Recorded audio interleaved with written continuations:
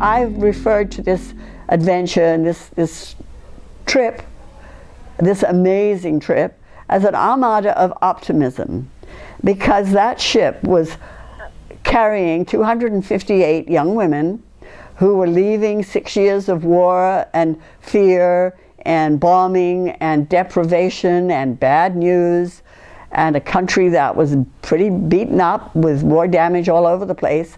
And we were on this ship and we were going to meet these young men that we had met, a meeting that would never have happened if it hadn't been for the war. These young men from a country far across the sea, from one of the colonies, I might mention. And here we were heading across for a new life in a new country.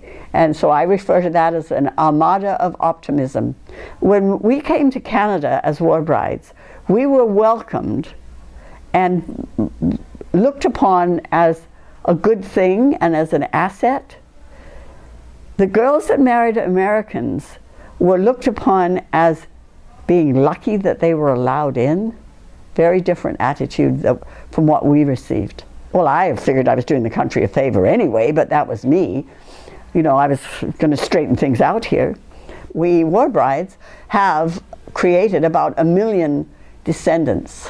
1 in 30 Canadians can count a war bride in their ancestors somewhere. So, you know, between kids and grandkids and now great-grandkids, and some have got great-greats, so we've gone forth and multiplied. And I was interviewed once by a young fellow, and after he'd finished the interview and I'd given him these numbers, he said, boy, he said, that's a lot of people. He said, you guys sure as hell didn't fool around. I said, that's just it, we did fool around.